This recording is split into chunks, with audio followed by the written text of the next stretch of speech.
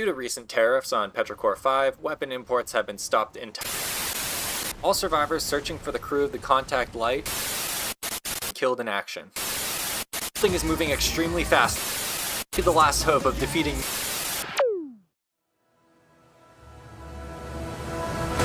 Due to recent trade restrictions, the crew of the UES Safe Travels is resorting to other methods of distributing democracy to the hostile environment of Petrichor 5. And through much trial and error, the greatest minds on Earth have determined that hitting things with cars is actually really funny. Which brings us to this cute little robot named Mul-T, and its ability to go car mode.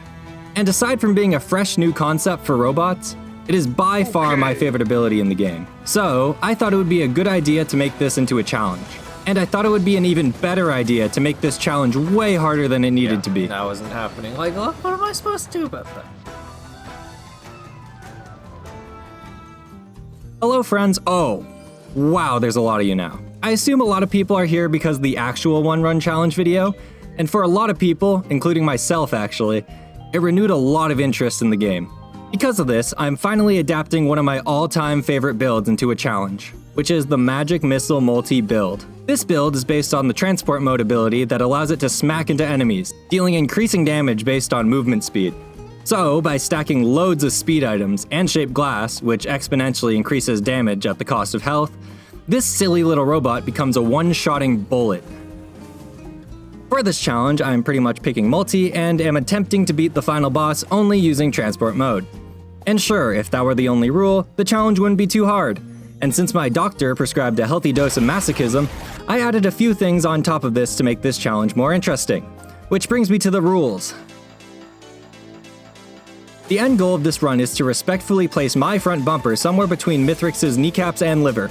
But since I know that Risk Rain 2 is already possible without any abilities, I'll need to limit myself so I actually only kill things by leaving a multi-shaped hole through them. In my last run, I learned that drones are absurdly overpowered, so I'm banning the use of any drones or drone-related items. And you know what? I'm just gonna ban everything that can do damage without bashing my thick robot body into them. So here's what I'm banning.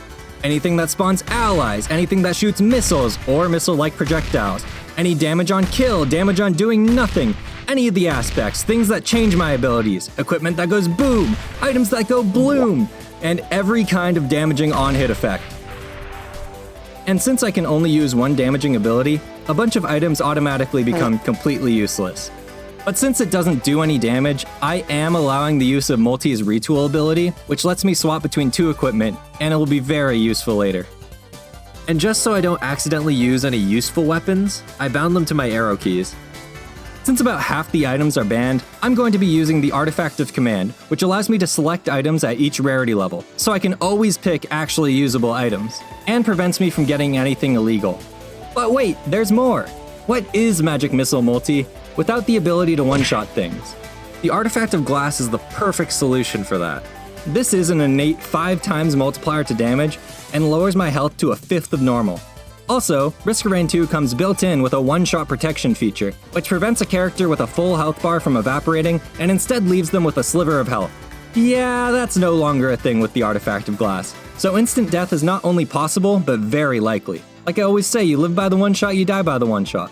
And just so the field is fair, I'll also be doing this challenge on Monsoon difficulty, just so it isn't too easy. Also, it should be pretty obvious, but this run is entirely unmodded and unseeded. So with all these limitations, the car-only Mul-T challenge can begin. And you can like and subscribe, but only if you want to. I'm not forcing you to do anything, it's your choice.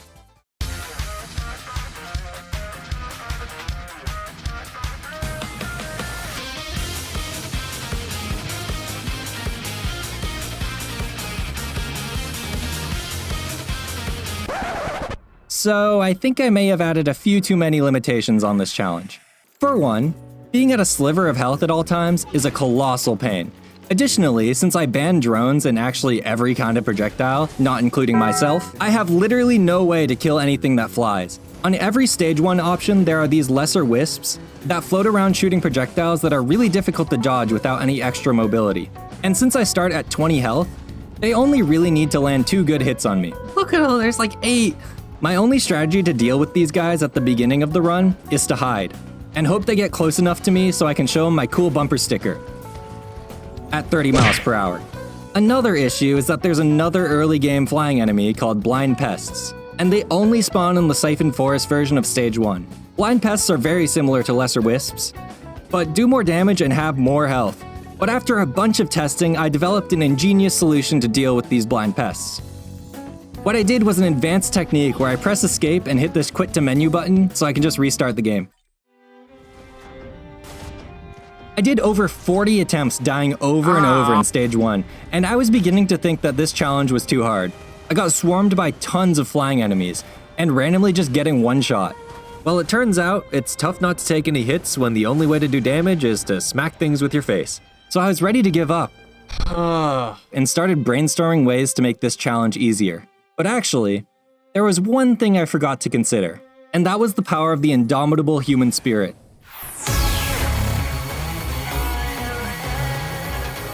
My time metaphorically and literally smacking my head against a wall means I had a bit more of a game plan on how to approach this challenge. Since I'm using the Artifact of Command, I can select my items, and even with all the item bans, there are still some useful ones. Any items that give me some survivability are incredibly valuable, like Topaz Brooch, which protects me after turning enemies into fashionable new hood ornaments. I also use this Void Cradle to get safer spaces, which blocks a hit every so often, so I'm a little bit more protected against the swarms of wisps. And of course, energy drinks and goat hooves are flat speed increases, which helps me get in and out of places with lots of pedestrians. I was lucky enough to get 2 Hopu feathers pretty early, which gives me 2 extra mid-air jumps, so now I have the ability to evade upwards and take out some low-flying enemies. And it lets me parkour my way up to this lunar shrine to spawn the portal to the Bazaar Between Time.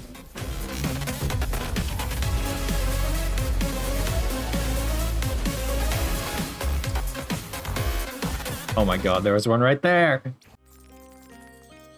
The Bazaar Between Time is the true savior of this run, as I have plenty of legally acquired lunar coins to spend here. The first course of action is to buy a bunch of purity to significantly lower my ability cooldowns, so now I can deal damage every second rather than every 6 seconds. Normally there's a downside to purity, but it doesn't affect me at all since I banned all the items that matter for it.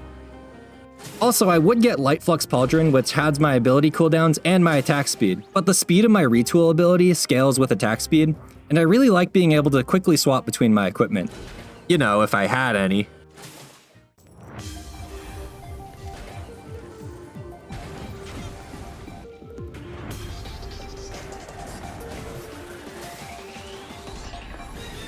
On the second stage, I make sure to loot while ignoring the maximum amount of traffic laws. To complete the teleporter event, I first flatten the boss, and continue evading things by driving donuts around a pillar for a while. I get lucky enough to get a red item, which I immediately use to select the Hard Light Afterburner, which gives me 2 extra charges on my transport mode skill, which is incredibly useful as it allows me to escape after kneecapping enemies. After this, I hit the teleporter and head to the bazaar again. Stacking additional purity doesn't actually help me anymore as I can't completely eliminate my cooldowns, but I can grab some Gestures of the Drown as a surprise tool to help me later. In the third stage, I have to be a bit more careful about looting as I can still die when selecting my items in the command menu, which actually killed me a lot in past attempts. So I try to make sure I have a good amount of distance from enemies, or I just wait until the end of the stage to select my items. Even with the Artifact of Glass, I still need to increase my damage using crowbars and focus crystals, because if I fail to kill something on my first pass, the odds I instantly die after are incredibly high. Speaking of instantly dying, a way to prevent this is to use the Dio's Best Friend item, which just revives me upon death. And I managed to get one on this stage.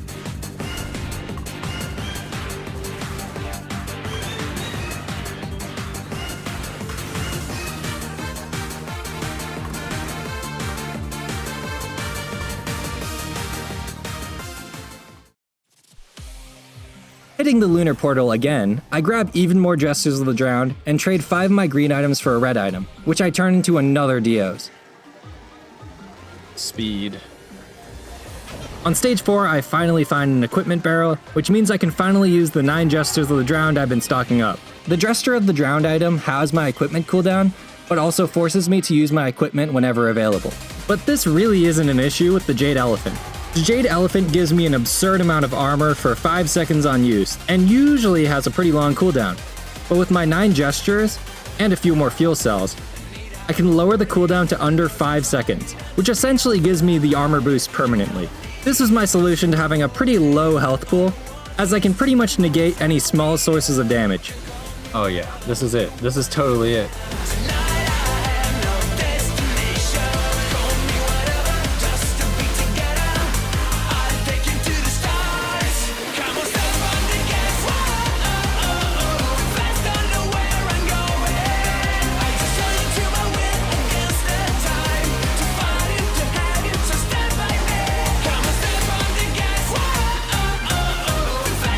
The big downside of the Jade Elephant is it causes a loud-ass elephant scream upon use, which got pretty annoying as it sounded like my neighbors were waterboarding an elephant in the next room. I got insanely lucky on this run, as I randomly pick up another Dios, and then another Dios from the guaranteed legendary chest on this stage. I looted a bit more and eventually reached stage 5, where the enemies are a bit larger and scarier, but I did enough damage to handle them. And my Jade Elephant protected me as I practiced my one-liners for the final boss. Hey, do I have something on my bumper? And you get a car! Trust fall! Should've looked both ways. How is your insurance? It seems I must have prayed to the right god because I pick up another Dios, bringing my total extra lives up to 5. No fucking way. There was no way I could mess this up now, right?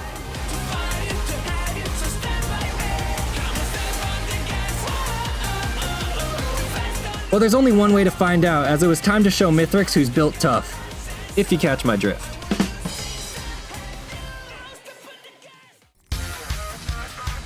When I reached the moon, I could finally see the finish line. I started to do the pillars, but then I remembered I had an equipment that just allows me to fly in my back pocket. But before flying up there to commit first-degree vehicular manslaughter, I make sure I have enough damage by picking up 2 more shaped glass. Combined with the artifact of glass, this gives me a 20 times damage multiplier. But, you know. I get to the arena where Mithrix appears, and I immediately charge at him with all the horsepower I got. I missed. But after 2 clean hits, his first phase is done. Okay, well, I didn't quite kill him in one shot. Got him. The second phase actually worried me a lot because of the flying lunar chimeras, which are not only hard to hit, they shoot incredibly fast bullets that could very easily send me back to stage 1. But using my speed, I could ram into them before they could lock onto me.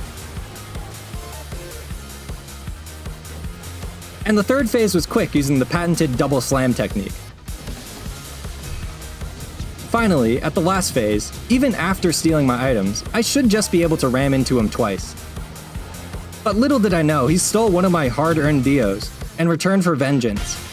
Oh, he's back. However, I wasn't gonna let him best me, as I had practiced so long for this moment. Hey Mithrix! Catch this drift!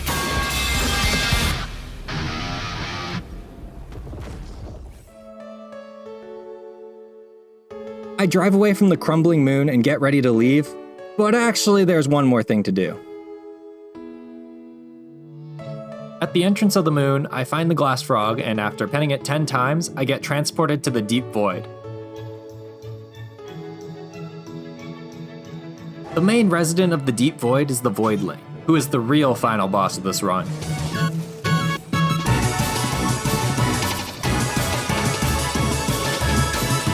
The Voidling's aerodynamic build makes this guy really annoying to hit with transport mode. Like, what is this? He's got like the second largest collection of baby oil. Why are you so difficult to hit? Because of this, I die. Ow. A lot. Just die. And this fight was way more difficult than I expected. Oh my god.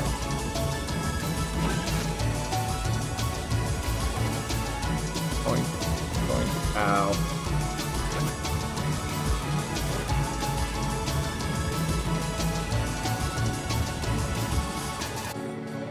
Eventually, I drift on the Voidling until he dies, and the run is finally over.